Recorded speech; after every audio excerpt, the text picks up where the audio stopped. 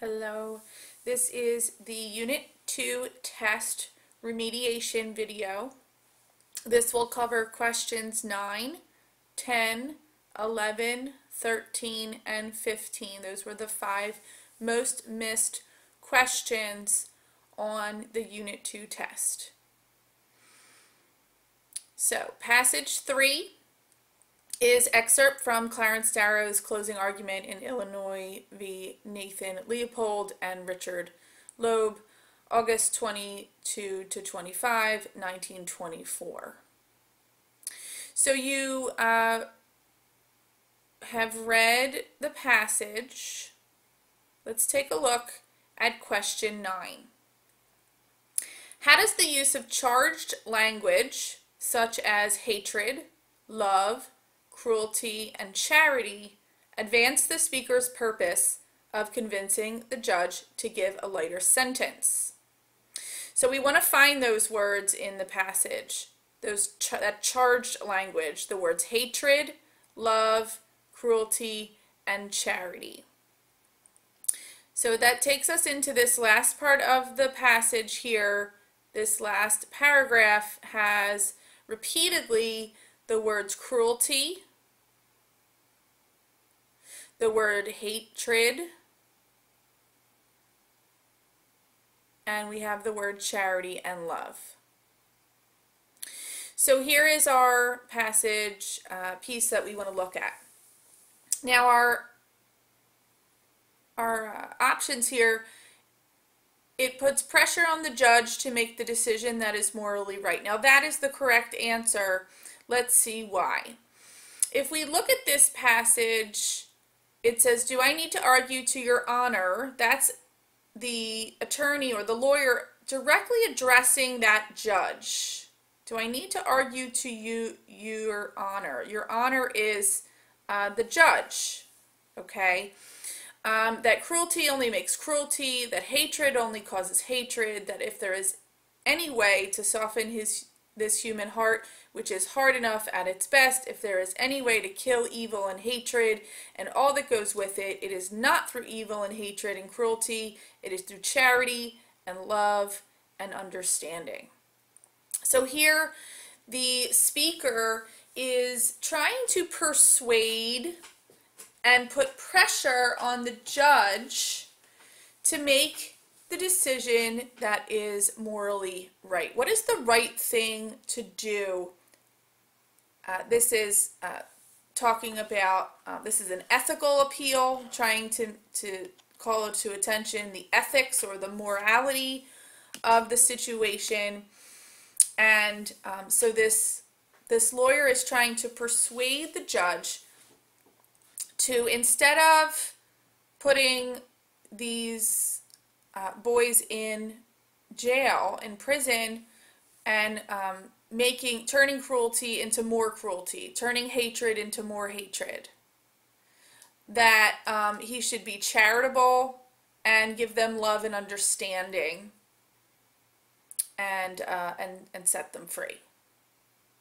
So it doesn't have anything to do with showing that the speaker is an honorable person to whom the judge should pay attention. He's not calling attention to himself here at all. He is not suggesting that the criminals, even though they did wrong, they are not evil at heart. He's not saying that here.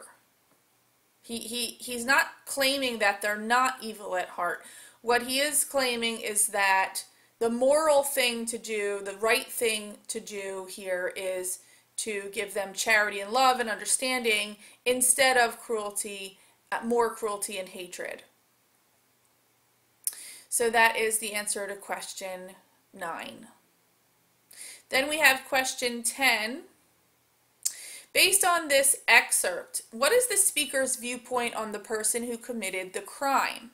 So the speaker here is the defense lawyer, and the defense lawyer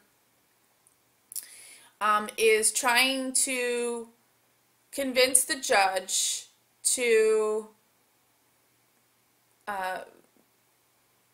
let these boys go. Don't put them in prison for the crimes that they have, the crime that they have committed.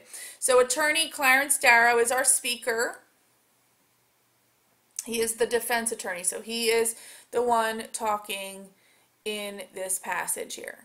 So he is the speaker, and what does he say? What is his viewpoint on the person who committed the crime? So he is a good person underneath. He is brilliant but evil. He is mentally ill. So the correct answer here is he is mentally ill. And this takes us to the first part of the passage where he uses the word delusions repeatedly, the word hallucinations, the word twisted repeatedly, the word possessed, and he says this sorry act of his utterly irrational and motiveless. Okay, so he is basically saying, by using all of these words, delusions, hallucinations, twisted, possessive, irrational, all of those have a negative connotation that lead us to believe that this person is possibly insane. Okay, and so what the attorney here is trying to convince the judge is that he's not necessarily evil at heart. He's not necessarily a good person underneath either, but that he is mentally ill. Okay, and then we have question 11. How does the use of repetition in this excerpt advance the speaker's viewpoint? So let's look at the repetition here. We have, well, let's look at our options. It underlines the idea that the boys were not thinking as adults when planning the crime, and that's the correct answer. Let's look at our other options here. It creates mental pictures of the boys as innocent and harmless. It makes clear that the boys were not aware that their actions were criminal. Okay, so how does the use of repetition in this excerpt advance the speaker's viewpoint? There's a lot of repetition in this passage. We have the first repetition that we looked at, the word cruelty, cruelty, cruelty, repeated, hatred, hatred, hatred, hatred, right, repeated. We also have the word delusions repeated 4 times here. The word twisted repeated. Okay, and then what takes us to our answer here, how does the use of repetition in this excerpt advance the speaker's viewpoint? It underlines the idea that the boys were not thinking as adults when planning the crime. He repeatedly uses one specific word, child. He says childhood, childhood, child, childhood, childhood. He is a child, child, and he doesn't call him a man, he calls him boy, a boy, these 2 boys. So he's really focusing on the fact that this is not an adult that committed this crime. This is not a man who this judge is sending possibly to prison. This is a child. He is a boy. And so all of that repetition of that one word and the addition of the word boys really makes it seem like the defense attorney is trying to convince the judge that it's not that they're innocent and harmless. It's not that they were not aware that their actions were criminal. It's just that they were not thinking as adults when planning the crime, right? They were thinking as children and boys. So that's question 11. The next passage, passage 4, is an excerpt from Here is New York by E.B. White. And you have read through that passage. Question 13. Which quotation from the essay helps to create a hopeful tone in Here is New York? So we have 3 quotes here. Which quotation from the essay helps to create a hopeful tone? Okay, a hopeful tone in Here is New York. So hopeful, we're looking for hopeful. Irvin Berlin's journey from the Lower East Side was like going 3 times around the world. Interesting, but not necessarily hopeful. It is this third city that accounts for New York's high-strung disposition, its poetical deportment, its dedication to the arts, and its incomparable achievements. Again, interesting, not necessarily hopeful. Our third option here is the correct answer. A boy arriving from the Corn Belt with a manuscript in his suitcase and a pain in his heart. Okay. Now we really have to go back to the text to look at the context of this quotation from the essay. But just from looking at it, a boy arriving from the Corn Belt with a manuscript in his suitcase and a pain in his heart may be hopeful. Let's take a look at the passage where that quotation comes from. So we have, or a boy arriving from the Corn Belt with a manuscript in his suitcase and a painting in his heart. By itself, a little hopeful, but let's take a look at where it is in the paragraph here, and look at the context. Of these 3 trembling cities, the greatest is the last, the city of final destination, the city that is a goal. So when we think of a final destination, when we think of a goal, we hope that we achieve that goal. We might have hope that this city of final destination is going to give us some kind of progress or success. It is this third city that accounts for New York's high-strung disposition, its poetical deportment, its dedication to the arts, and its incomparable achievements. Commuters give the city its title restlessness, natives give it solidarity and continuity, but settlers give it passion. And whether it is a farmer arriving from Italy to set up a small grocery store in a slum, or a young girl arriving from a small town in Mississippi to escape the indignity of being observed by her neighbors, or a boy arriving from the Corn Belt with a manuscript in his suitcase and a pain in his heart, it makes no difference. Each embraces New York with the intense excitement of first love. Each absorbs New York with the fresh yes of an adventurer. Each generates heat and light to dwarf the consolidated Edison Company. So the words embrace, intense excitement, first love, absorbing New York with the fresh yes of an adventurer, generating, all of those words have a positive connotation, and they really evoke the tone, the attitude of hope and being hopeful. So that quotation, more than the others, there really has a hopeful tone. Question 15. Read this sentence from the passage. Second, there is the New York of the commuter, the city that is devoured by locusts each day and spat out each night. What is the effect of the author's choice of devoured rather than eaten in this sentence? So here we have to look at the context that the word devoured is used, and we have to look at the connotation that the word devoured has.